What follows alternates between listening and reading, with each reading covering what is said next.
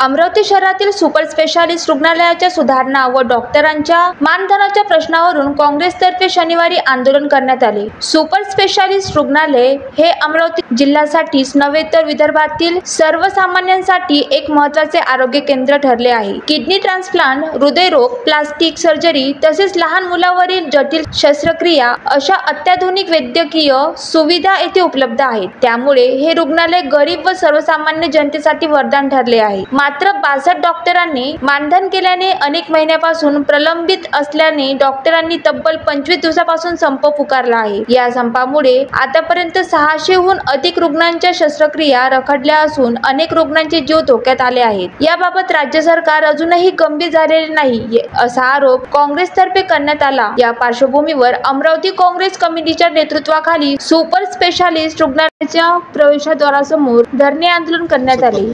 संपावर आहे त्याचा मोठा फटका रुग्णांना बसलेला 500 अधिक शस्त्रक्रिया रखडलेल्या आहेत। आज काँग्रेस रस्त्यावर गेल्या 25 दिवसापासून हे इस्पितळ बंद पडलेलं आहे।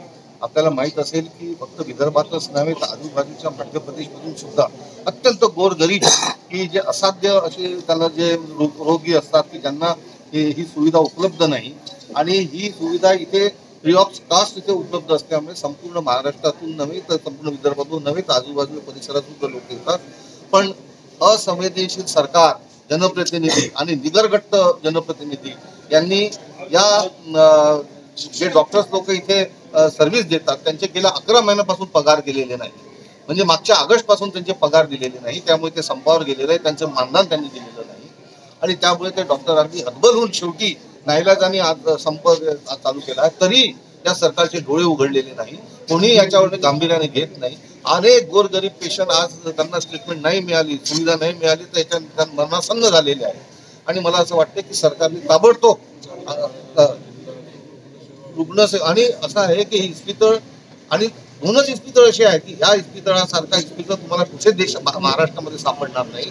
नाशिकला आहे त्याच्यापेक्षा जास्त सुविधा उपलब्ध आहे, पण नाशिकला अर्धे पैसे देतात आणि आपल्याला अर्धे पैसे देतात आणि तेही 11 महिन्यापासून बंद केलेलं आहे। मला असं वाटतं की या निगरगट्ट सरकारने ताबडतोब 11 ते 15 कोटी रुपये ताबडतोब या इस्पितळासाठी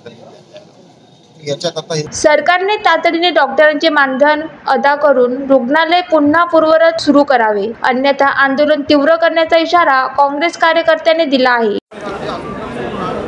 मागील 1 महिन्यापासून सुपर स्पेशलिस्ट हॉस्पिटलमध्ये डॉक्टर संपावर आहे।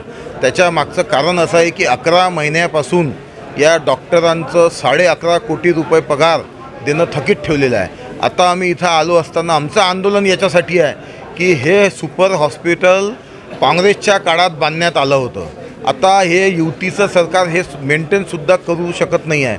आता आम्ही इथं आलो असताना कितीतरी पेशंट किडनी ट्रान्सप्लांटवाले, कॅन्सरवाले वेटिंगमध्ये आहे। आत्ताच आम्हाला भेटले एक पेशंट इथंच उभा आहे हा।